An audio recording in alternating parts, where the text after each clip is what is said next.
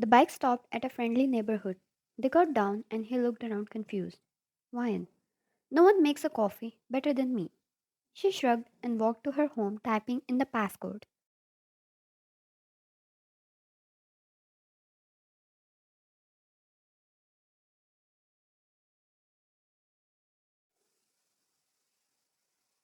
Jungkook parked his bike and went after her without a complaint. She had a beautiful home, cozy and warm.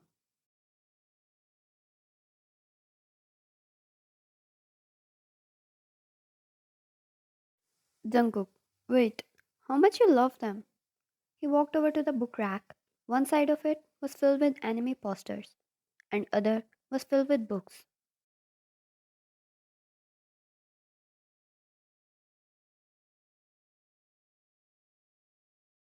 Ryan, a lot more than what you see. Sit, I'll make you some coffee. He was busy looking at the books and posters. Ryan smiled. It felt surreal that he was standing in her home. She went to kitchen and started making coffee for him.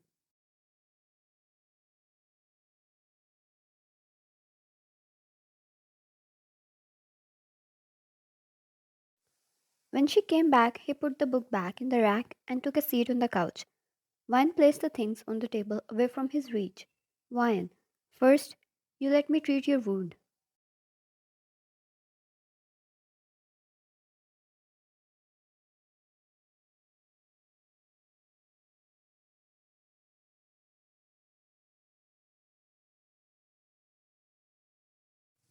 Jungkook sighed internally. Is it why she brought him home? Ryan, please. He removed his jacket and pulled off his sleeve. Gasp left Ryan when she saw his arm, the wounds, so many open wounds of whips.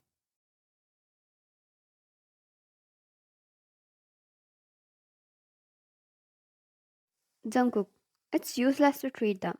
I'll get more anyways. She instantly brought the first aid box and gently moved his arm in her lap and started treating it with so much care.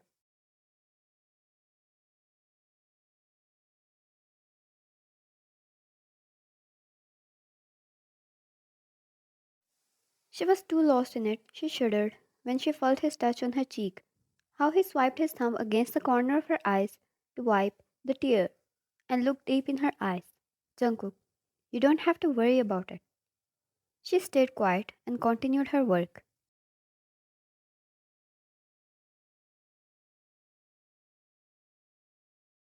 Jungkook, can I take the coffee?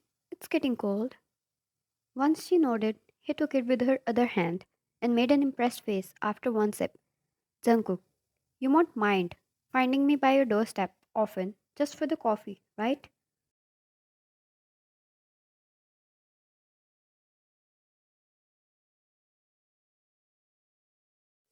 She chuckled and shook her head.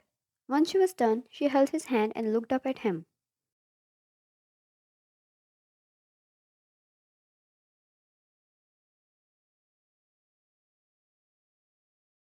Ryan, why are you hurt? Jungkook told her everything, and her heart clenched. Ryan, why are you taking everything quietly?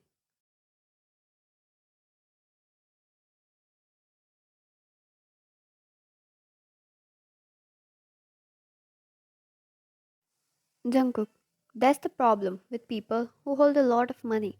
The world works for them. The school, the police, the law.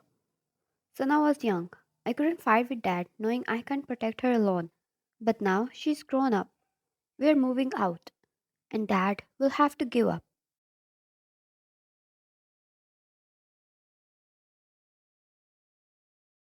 Ryan, bring her here.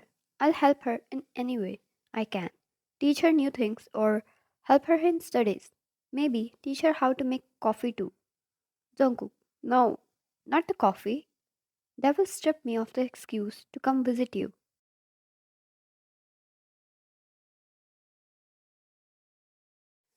He whispered and she laughed, holding his hand tightly. And Jungkook saw the pain in her eyes.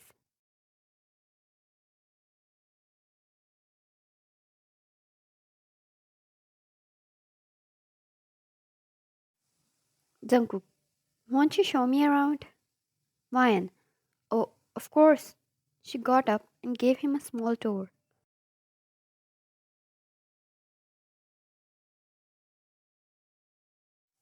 They played a few video games and Jungkook left afterwards to take care of Sana. A few months passed like this. He announced at home he was moving out. His father didn't take it lightly. However, now that he had his own resources and didn't need to rely on his father, he and Sana finally moved on.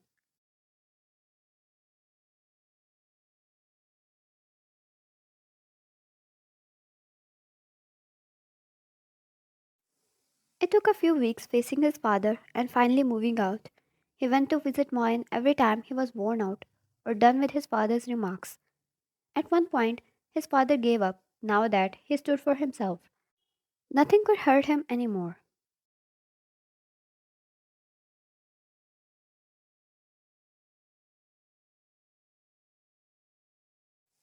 Moyen would stay beside him. They would play video games and read some books or just sit and talk in silence.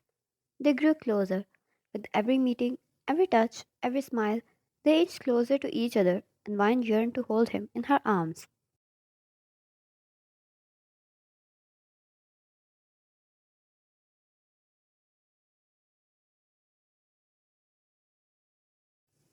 She found out he liked sweet scents and he was sensitive to smell. Since then, she would lit up some candles in her home and he would love the sweet aroma. After all these months, the wound on his body had started to heal, leaving only the old scars behind.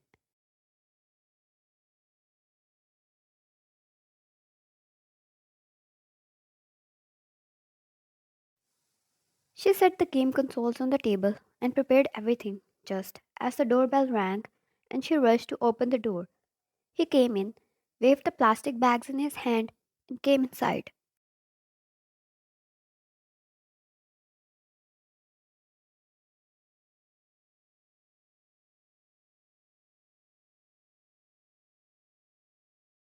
Jungkook, your favorites. Wine, you know how to spoil me. He winked and she chuckled, setting the meal in plates with his help, and he plopped down on the couch.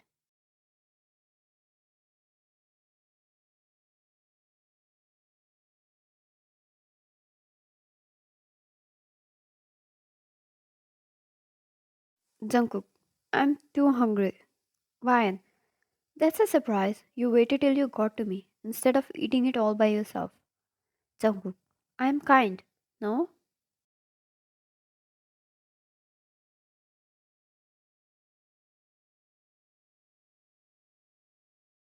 Wine. Oh, yes.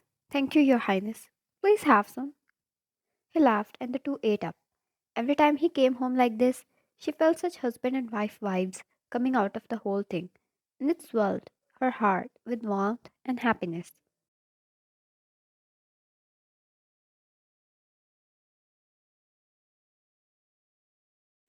Wine, how's your scars healing up? You treat them daily, right? He hesitated and she glared. Once they were done with food, she brought the ointment. Jungkook removed his shirt and her heart started to beat a little faster.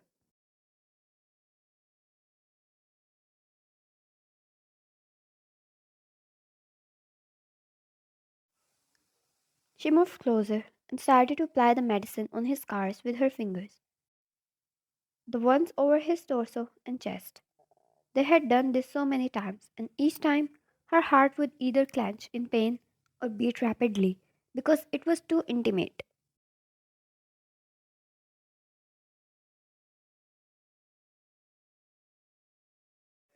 Jungkook. Sana was the only one I had. No place felt like home. No one provided warmth to my heart until you came. He held her wrist as he talked in his low and deep voice.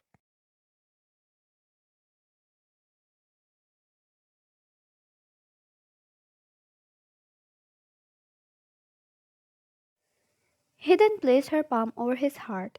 It was beating so fast, like her own. Jungkook, that's what you do every time you're in front of my eyes. Every time you're around me, it's happy.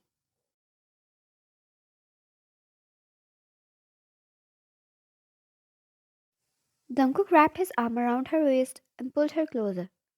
She yelped, but maintained an eye contact. Jungkook, will you keep me warm always? Will you be mine, Wine?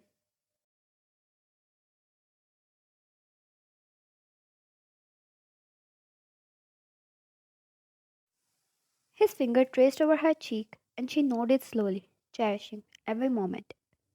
Jungkook leaned in and kissed her. She kissed back, and he shifted her on his lap, his hand locked in her hair, as the two took their time, telling each other what they meant for them.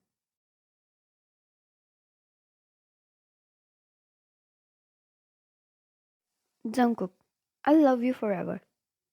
He kissed her forehead, and then moved her in his embrace. Wine, I love you too, Jungkook. She snuggled in his chest. His body was so warm. She knew she found a new home in him.